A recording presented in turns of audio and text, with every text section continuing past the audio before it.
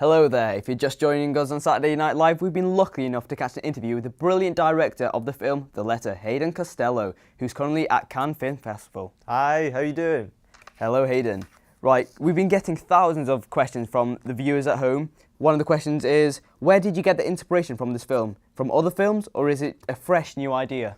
Well, really what I had to do is research into other short films. You know, I watched quite a few of them and I kind of got an idea as to what, kind of things that the short films used. I mean, the main thing about short films is that they're short. That's in their name. So what I tried to do with The Letter was make it a short film, that had a message.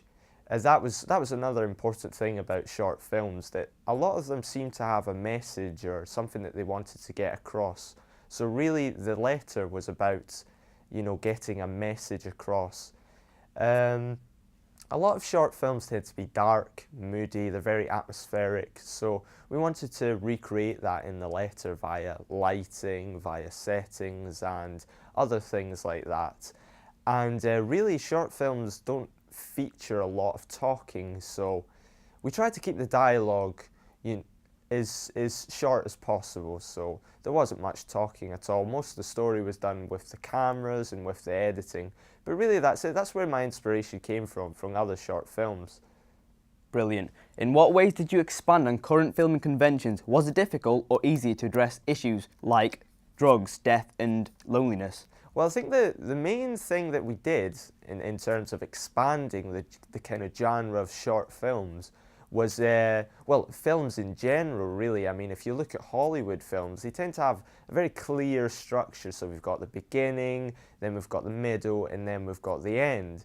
And what we wanted to do was kind of mix this up a little bit, kind of have that same structure that Hollywood films tend to have, but make it a little bit different at the end. So at the end, rather than having a happy ending as most kind of Hollywood films have, we had a sort of mixed sad ending. I mean, in a way, some people might have seen it to be, happy because he's finally free, but it's not really happy. It's sad because he dies, and that's how we can expand on current filming conventions in short films and in Hollywood films, that are like that finish in that kind of way. And for the final question, does your film challenge the current conventions of media productions, and if so, how? Well, what we tried to do was use cameras to tell the story, not necessarily rely on dialogue and too much on actors either, although the actors were very good that we used in the film. We tried to keep everything, all of the storytelling, we tried to keep it done by cameras, by the editing, by music. All of that sort of told the story in the way. There wasn't really anybody telling you anything in the film about what was happening. Also, as I said before, there was no happy ending in the film, so that kind of changed things a little bit, in terms of Hollywood films, that end in that kind of happy style. There's only really in the film one main character, which is strange if you compare it to other popular films at the moment, popular kind of Hollywood films, is that they tend to have lots of different characters, whereas our film, well, it did have we could say 4 characters, but only one of them was important to the viewer. It was only one of them that we kind of got to know.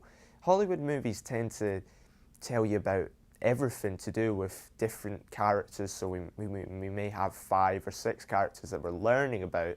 In our film, we didn't do this at all. We just went and had the one character that was important, and that was it.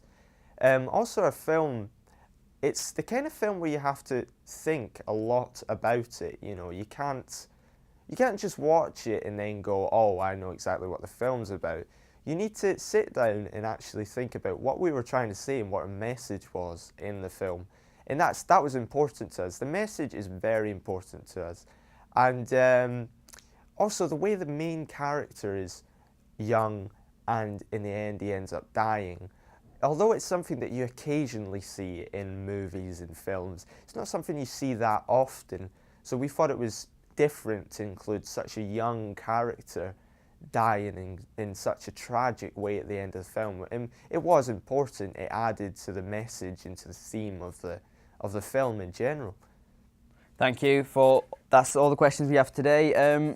Do enjoy your film festival, and hopefully we'll see more films from you soon. Thanks for that. Bye. Bye.